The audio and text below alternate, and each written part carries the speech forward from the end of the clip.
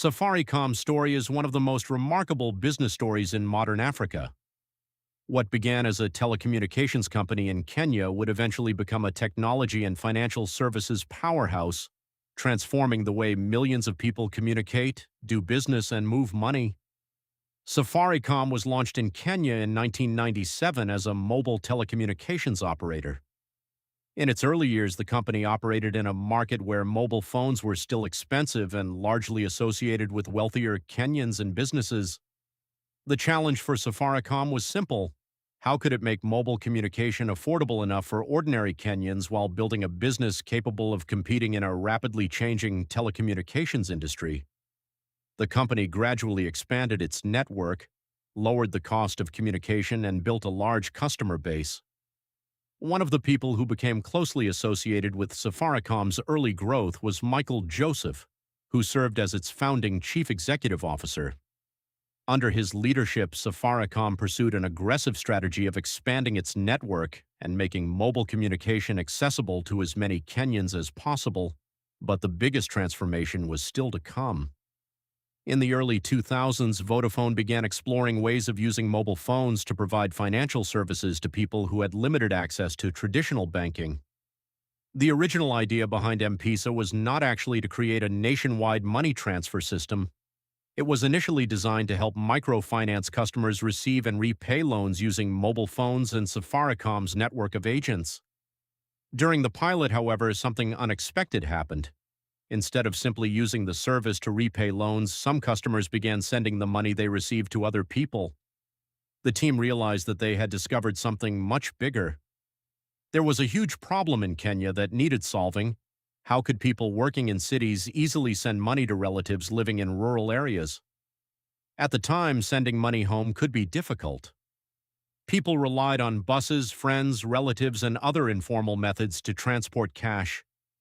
A simple mobile phone service that allowed someone to send money instantly could therefore solve a problem affecting millions of people. M-PESA was officially launched by Safaricom and Vodafone on March 6, 2007. The name combined the letter M, representing mobile, with the Swahili word pesa, meaning money. The response was extraordinary.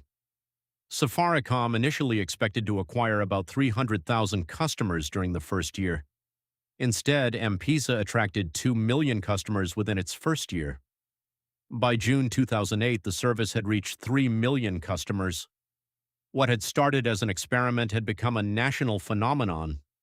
The genius of M-PESA was its simplicity. Customers did not need a traditional bank account to send or receive money. They could deposit cash through an M-PESA agent, transfer money using their mobile phone, and allow the recipient to withdraw it from another agent. This created something that traditional banks had struggled to create, a massive financial network reaching deep into rural and urban Kenya. M-PESA quickly expanded beyond sending money. Customers could pay electricity bills, purchase goods, buy airtime, pay school fees, and conduct business transactions. Over time, Safaricom introduced additional financial services, including credit, savings, and overdraft products. M-PESA was no longer simply a money transfer service. It was becoming a financial ecosystem. Its impact on Kenya was enormous. When M-PESA began, access to formal financial services was much lower than it is today. The rapid expansion of mobile money helped bring financial services to people who had previously been excluded from traditional banking. Safaricom has described M-PESA as a major contributor to the growth of financial inclusion in Kenya. As M-PESA grew, Safaricom itself became increasingly powerful. The company expanded beyond voice calls and text messages into mobile internet, broadband, enterprise services, and financial technology. Its network of M-PESA agents became one of the most recognizable features of the Kenyan economy. For millions of Kenyans, Safaricom became more than a telecommunications company. It became part of everyday life. The phrase, "Do you have M-PESA?" became almost synonymous with doing business in Kenya. Small shops could accept payments through M-PESA, farmers could receive money, employees could send money to their families, businesses could collect payments, customers could pay bills without visiting banks or government offices. M-PESA eventually became one of Africa's most successful financial technology platforms. By 2025, Safaricom reported that M-PESA was being used by more than 30 million customers every month in Kenya, while the broader M-PESA service had expanded across several African countries. But Safaricom's success also created a new problem.